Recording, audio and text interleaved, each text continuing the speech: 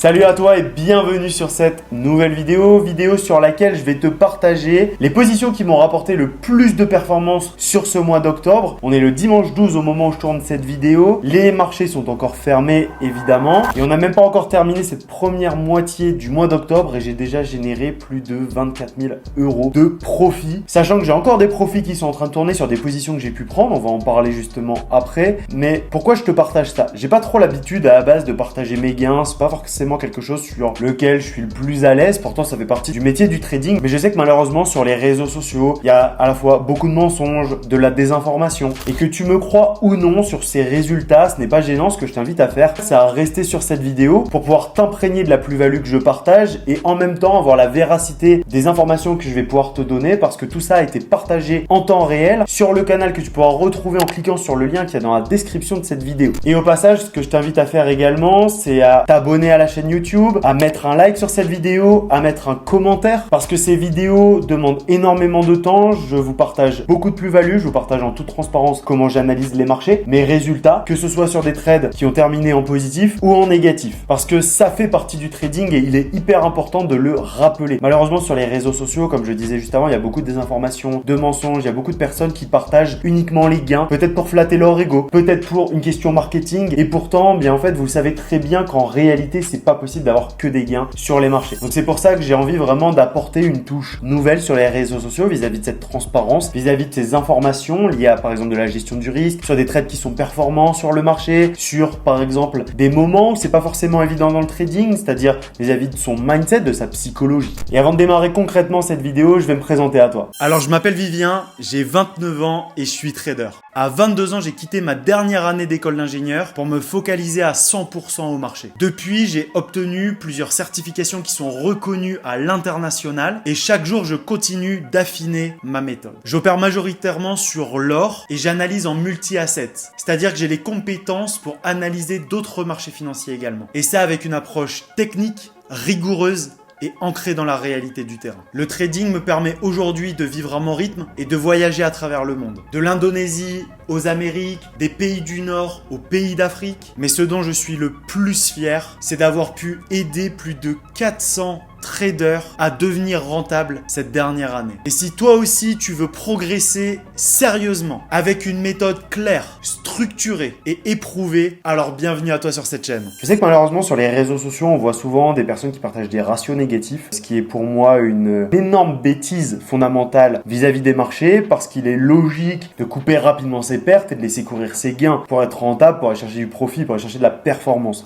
Et malheureusement, sur Telegram en particulier, on retrouve souvent des traders qui vous partagent des trades où vous allez laisser courir vos pertes parce qu'il va y avoir des grands SL, donc vos pertes latentes, elles vont être maintenues énormément, et puis à chaque fois que vous allez être en petits gains, eh bien ils vont couper. Et c'est pas comme ça que vous pourrez être rentable sur les marchés. C'est complètement à l'opposé de la logique de la rentabilité. Je pense que vous l'avez compris au travers de ce que je voulais dire. Ici, on est en daily sur le gold et on a un marché qui est super haussier. Je pense que ça, tout le monde le sait depuis le démarrage de la guerre Russie-Ukraine, avec toutes les confirmations d'une reprise haussière, et depuis 2 ans, on a un gold qui ne fait que monter. On va maintenant passer en 4 heures et c'est là où ça va commencer à devenir plus intéressant pour notre scénario. Donc on a eu ici du trap. Déjà un premier ici qui avait été confirmé, ensuite on est revenu le confirmer, donc on pouvait s'attendre à un peu de retracement. Comment j'établis mes scénarios dans un premier temps? C'est-à-dire que je vais analyser le multi-time frame narrative.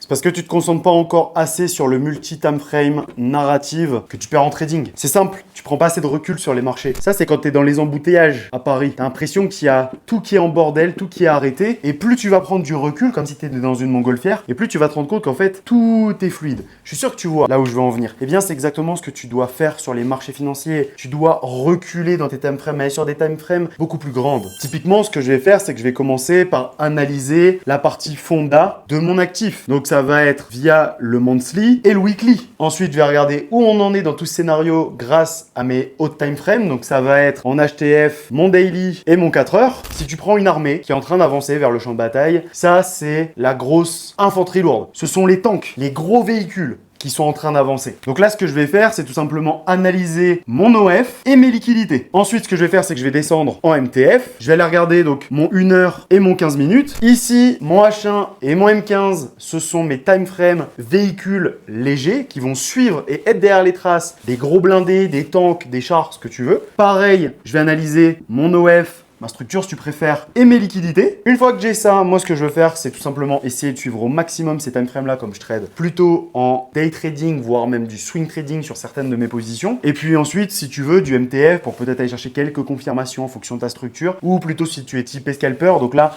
je vais juste te donner cette information là, mais maintenant je ne l'utilise plus parce que j'ai tout simplement décidé de me réorienter vers un trading qui sera moins lourd en termes de pression, parce que le scalping, comme tu vas aller sur des petites unités de temps, c'est-à-dire du LTF, eh bien tu vas te retrouver avec énormément de mouvements de marché, de faux signaux. Enfin, vraiment, tu es obligé d'avoir une concentration qui est importante et que je trouve beaucoup trop lourde par rapport au HF. Et surtout sur les marchés sur lesquels j'opère, tu as la possibilité quand même d'aller chercher des mouvements qui sont tellement énormes du fait de la volatilité sur du day trading que pourquoi se mettre autant de pression avec des petites unités de temps. Donc les petites unités de temps, ça va être par exemple du 5e, tu vas avoir le M1 également, et là, eh bien pareil, tu vas devoir analyser ton OF, tes liquidités pour aller chercher tes différentes confirmations et rentrer au marché. Maintenant, ce que tu vas devoir retenir avec le LTF, c'est que là, c'est simplement de l'infanterie à pied. C'est-à-dire que tu as les tanks qui sont en train d'avancer, qui sont en train de commencer à faire du dégât, tu vas avoir les véhicules légers, et ici, tu vas avoir les mecs à pied. Et eux, ils vont rien tracer, ils peuvent pas tracer le chemin. Il suffit de rien, ils se font éclater. Alors qu'un tank, il va falloir beaucoup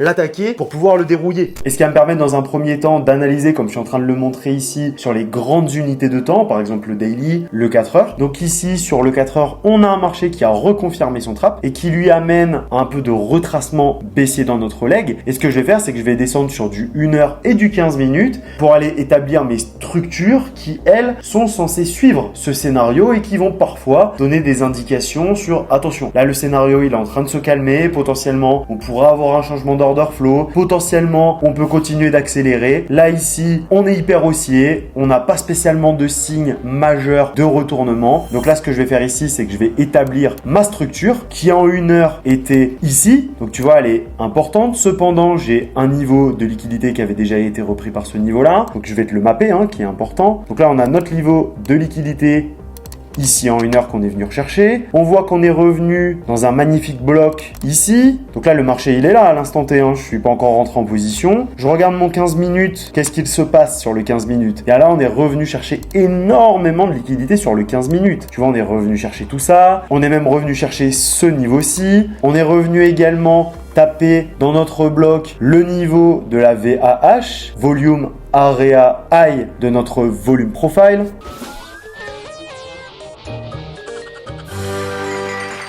Je vais maintenant t'expliquer pourquoi les barman ils checkent tout le temps leur cocktail les mains en l'air. Parce que s'ils les checkaient les mains en bas, ce serait un peu... Bon, sinon, j'étais en train de t'expliquer comment j'ai fait pour rentrer en position sur ce trade qui allait me chercher 9,25 R. Donc j'ai fait x 9,5 sur les bénéfices par rapport au risque que j'ai pris sur ce trade. Donc déjà, ce qu'il faut comprendre avec le volume profile, c'est qu'ici, par exemple, on a un marché qui est horizontal qui nous a fait un bloc. Et donc, je vais tout simplement prendre toute cette période de temps. Donc ici, on voit qu'on a un marché qui a été horizontal. Mon volume profile, je vais le mettre en place sur cette période de temps. Dans mon volume profile, pour rappel, je vais avoir 3 éléments. Je vais avoir ma VAH, je vais retrouver mon POC et je vais retrouver ma VAL. Ma VAH qui est la Volume Area High va donc se retrouver sur la partie haute de mon volume profile. Mon POC, lui, va être la partie centrale, Point of Control, et ma VAL, Low, Volume Area Low, va se retrouver sur la partie basse de mon volume profile. Maintenant, ce qu'il faut comprendre, c'est qu'en fonction de ce que le marché a fait, ma VAH, mon POC, ma VAL peuvent très bien glisser sur le marché. Cependant, ils vont toujours être dans cet ordre-là. Maintenant, ce qu'on avait sur notre trade, eh bien, c'est que j'avais ma VAH, un POC ici et VAL ici. J'avais 2 niveaux de liquidité. Bien, tout simplement, ce que j'ai attendu qu'on fasse, c'est qu'on revienne déjà chercher ce niveau de liquidité-ci. Donc là, ça y est, on l'a repris. En plus, on avait tapé ma zone. Mon volume profile, il était comme ceci. On est revenu en plein creux de volume, qui est quand même 80% des volumes sont échangés entre ma VAH et ma VAL, je le rappelle. Et donc ici, on avait un léger creux de volume et on reste dans les volumes hauts de toute cette période ici. Donc j'ai un gros potentiel si en plus j'ai des confirmations supplémentaires, telles que du volume delta, des grosses injections agressives acheteuses ou quoi que ce soit, comme on a pu l'avoir, mais tu le verras après. Et bien ici, j'ai tout simplement décidé de rentrer au marché sur mon achat pour poursuivre ce trade. Et là, d'un point de vue structurel, ce sont les éléments les plus marquants sur le suivi de mon scénario HTF qui lui est haussier. Je vais remarquer aussi quelque chose. J'ai un 15 minutes qui était repassé baissier si je me réfère à ma définition propre de l'OF en 15 minutes. Cependant, il m'a effectué un trap. Le trap, je sais que je peux l'utiliser pour deux raisons. Première raison, ça va être pour mon raffinement d'entrée et également pour du scénario. C'est-à-dire que lorsque j'ai un trap qui apparaît dans une unité de temps dans mon multi-time frame narrative, eh bien ça peut m'amener soit à un retracement, soit à ramener complètement un changement d'order flow. Donc si mon order flow est baissier et que j'ai un trap, ça pourrait me refaire passer mon order flow haussier, c'est-à-dire renvoyer par exemple mon actif, mon marché à la hausse s'il est en train de chuter, donc déjà le renvoyer à la hausse pour retracer à la hausse, voire même casser les highs qui avaient donc créé cette chute. Et là on repasserait haussier dans ce cas-là. Donc ici j'ai eu mon trap, je vais te le dessiner tout proprement. Ici j'avais mon high, on a créé un low, on est revenu créer un high, créer un nouveau low. On est revenu donc prendre cette liquidité qui avait été créée sans venir casser ce high précédent. Et là ici, on est venu donc break ce low. Et là ici, il a été confirmé une première fois là. Sur ces niveaux-ci, nouvelle prise de liquidité, tout il a réagi là. Cependant, moi ce que je voulais attendre, c'est vraiment qu'on revienne taper ce niveau-ci et qu'on me reprenne ma liquidité. Voire même pourquoi pas qu'on revienne vers mon POC. Cependant, je vais t'expliquer pourquoi j'ai pas attendu qu'il revienne aussi bas. Parce que j'ai eu d'autres confirmations sur mon volume delta. On y revient juste après. J'ai eu ma confirmation de trap. Cependant, je veux qu'on reprenne ma liquidité et qu'on revienne un peu plus bas. Donc ici, mon trap a été confirmé. Ce que j'attends, c'est qu'on ait notre prise de liquidité.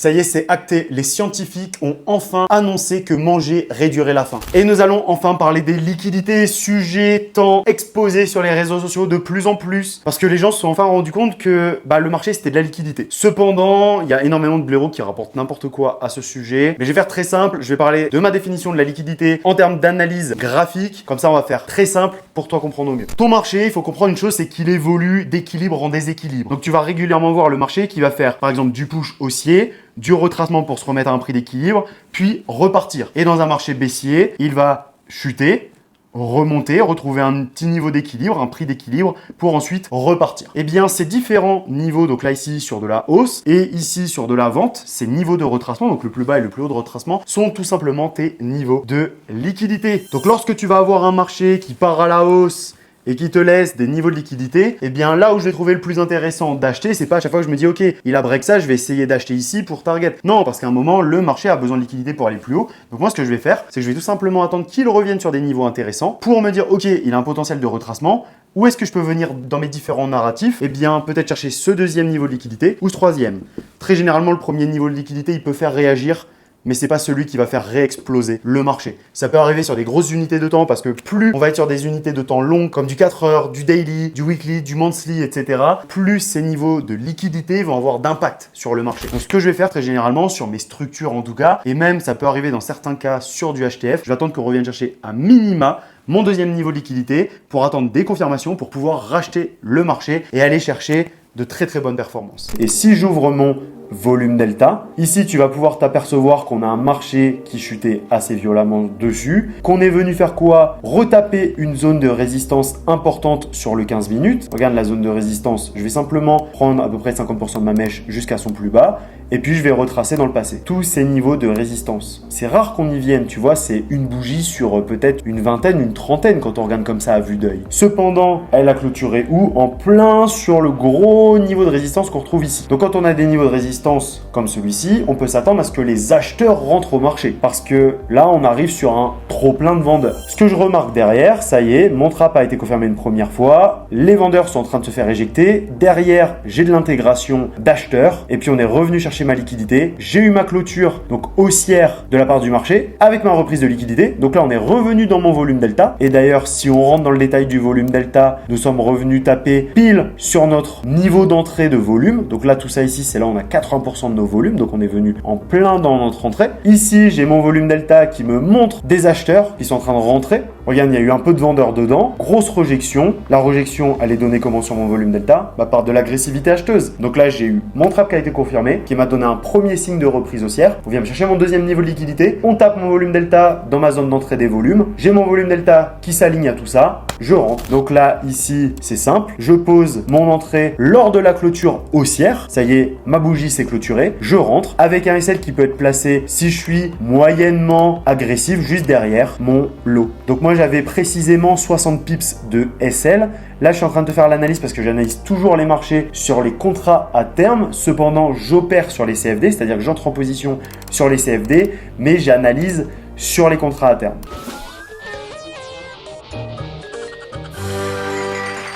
T'es à ça de gagner de l'argent, mais sans cette information, bien tu vas rester à ça. On va maintenant parler des futures et des CFD. Je vais t'expliquer pourquoi j'utilise les futures pour analyser et j'opère sur les CFD. Je fais une spoiler alerte parce qu'on s'en fout. Sur les CFD, c'est simplement par habitude. Mais pourquoi j'analyse absolument sur les futures? Parce que les futures sont le marché réel. Donc ça déjà, c'est important de le comprendre. Lorsque tu vas être sur les futures, que tu vas passer un ordre au marché, tu seras directement placé sur le carnet face à de réelles contreparties. C'est-à-dire qu'en face, tu vas avoir des acheteurs et des vendeurs et tu vas faire une bataille directement contre les institutions. Ce sont les marchés, contrats à terme tout simplement, où les institutionnels se placent. Lorsqu'ils rentrent au marché, ils se placent sur le carnet d'ordre parce que ce marché est régulé par les bourses mondiales et c'est là-bas qu'ils vont placer leurs ordres, tout simplement. Donc là, on est sur le marché réel. Et tu le vois justement dans l'exemple de cette vidéo, que sur les contrats à terme, on est bien revenu chercher un certain niveau de liquidité qu'on n'est pas revenu chercher sur les CFD. Et c'est pour ça que je souhaite analyser sur les contrats à terme pour avoir les bonnes informations. Parce que c'est bien sur les contrats à terme que je vais avoir les flux de volume, de liquidité réels des différents investisseurs. Or, les CFD sont une copie qui te permet donc d'entrer en position de façon plus facile, soi-disant. Pourquoi? Parce qu'en face, tu ne vas pas avoir un carnet d'ordre avec d'autres investisseurs, tu vas avoir très généralement ton broker, pour simplifier. Ce qui fait que tu peux te rendre compte qu'il y a certains brokers qui sont à éviter par rapport à d'autres, parce que tu as des brokers qui n'ont pas envie de perdre contre toi, évidemment. Cependant, comme je le partageais sur les CFD, la manière d'opérer est beaucoup plus simple. Et bien, c'est pour ça que comme je démarrais sur les CFD, je préfère garder cette facilité que j'ai pour rentrer en position. Cependant, je sais opérer également sur les futures, mais je préfère garder mes habitudes qui sont gagnantes jusqu'à aujourd'hui avec une analyse faite directement via les outils proposés par le marché des futures. Et pour te donner un exemple de pourquoi je préfère analyser sur les contrats à terme, parce qu'ici, regarde, cette liquidité a bien été reprise par le marché. On voit bien que ma mèche est allée plus bas que ma ligne de liquidité. Cependant, si je vais sur les CFD, regarde mon niveau de liquidité, il n'a pas été repris. Et ce que je veux voir, c'est le marché réel. Donc les réels niveaux qui ont été repris par le marché. Cependant, j'entre par rapport à ce que le GC, c'est-à-dire les contrats à terme, me donne, ce que le marché des futurs me donne. Donc ici, j'ai mon entrée, 60 pips de SL. Mon objectif sur les CFD pour redonner des chiffres que la plupart des personnes visent, eh bien c'était le niveau des 4000 sur les CFD. Et si je fais un comparatif CFD sur l'instant T par rapport au ratio que je suis allé chercher, donc sur les CFD, j'ai clôturé 90% de ma position à 9,25 R, ce qui correspond ici à 4025 pour 4000 sur les CFD. Donc tu vois un magnifique ratio. Maintenant, est-ce que le trade est parti? Eh bien, je te laisse observer tout simplement. Le trade est parti de façon chirurgicale. Ici, pourquoi j'ai décidé de clôturer simplement 90% de ma position pour laisser tourner encore du profit, parce qu'on est sur un marché qui est hyper haussier, qui a réagi sur de magnifiques niveaux. Plus, je vais te faire un petit point que j'ai partagé aux membres également de la communauté vis-à-vis des extensions de marché. Là, ici, on avait tout un bloc qui avait été créé par le marché. Et si je regarde le dernier lot, donc ma dernière extension de marché ici jusqu'ici, si je le reporte de l'autre côté, eh bien, je vois que j'ai encore du chemin à effectuer. On sait que le marché aime rejoindre ces différents niveaux. Et je peux même te montrer directement sur du daily. On en a parlé ce matin avec les membres de la formation avancée. Ici, j'ai mon bloc daily qui avait été créé durant mai et la période d'été. Si je prends mes différentes extensions de marché, j'avais un point bas jusqu'à ici, un point bas d'ici à ici et un troisième qui se situe ici. Donc là, si je prends mon point bas jusque là, et regarde, je vais retirer le replay. Comme ça, tu verras le marché jusqu'où il est arrivé et les différents niveaux qu'on fait réagir. Premier niveau, ici. On voit bien qu'on a eu de la réaction. Deuxième niveau, un peu plus grand. Ici, on voit bien qu'on a eu de la réaction. Troisième niveau, là, juste à le faire glisser. Ici, on voit qu'on a eu précisément de la réaction sur ce niveau. Donc lorsque je m'aventure sur des nouveaux ATH, je vais par exemple utiliser mes extensions de marché comme target, qui sont des éventuels targets qu'on pourrait viser. Parce que comment viser des niveaux sur lesquels nous ne sommes jamais allés? Comment pourrais me dire on pourrait aller rechercher tel ou tel niveau de prix sans avoir de liquidité, sans avoir eu de structure passée, sans avoir de réaction sur ces niveaux de prix parce qu'ils sont nouveaux, on ne les a jamais atteints? Eh bien, je vais utiliser des informations graphiques passées. Et on voit que ces niveaux, si je fais des extensions de marché sur les différents blocs, par exemple ici j'ai un bloc que je pourrais reporter, j'en ai eu un ici, j'en ai eu dans le passé, eh bien si tu t'amuses à faire ces extensions de marché dans le passé, tu vas voir que ça réagit très bien. Et je refais exactement la même chose pour avoir des targets sur un marché qui n'a pas encore eu ces niveaux de prix travaillés. Cette première partie de vidéo touche à sa fin. Je vais t'inviter à mettre un like, un commentaire si cette vidéo t'a plu. Pense à t'abonner également et à activer la cloche de notification. Je vais également faire d'autres vidéos sur les différents setups que j'ai pu prendre sur ce mois d'octobre. Vraiment les setups qui m'ont payé le plus et qui continuent de me payer parce que j'ai toujours, pour certaines de ces positions, des profits qui sont toujours en cours. Lorsque j'ai observé qu'on était sur des niveaux d'entrée très bas de marché, j'avais un gros potentiel d'aller décupler mes profits. Donc ça, je vais faire d'autres vidéos pour te les présenter. Donc si tu t'es bien abonné, que tu as bien activé la cloche de notification, tu ne louperas pas les prochaines parties qui sortiront très vite. Pense également, encore une fois, à rejoindre le lien qui se situe dans la description de la vidéo. Ça te permettra de rejoindre une communauté de plus de 16 000 traders sur lequel, eh bien, chaque jour, je partage mes analyses de marché en temps réel, les résultats des membres qui suivent ces trades également, des analyses concrètes. Ça te permettra de voir que tout ce que je t'ai partagé là, eh bien, c'était véridique. Alors, fais attention à toi sur les marchés. Ciao, c'était Vivien.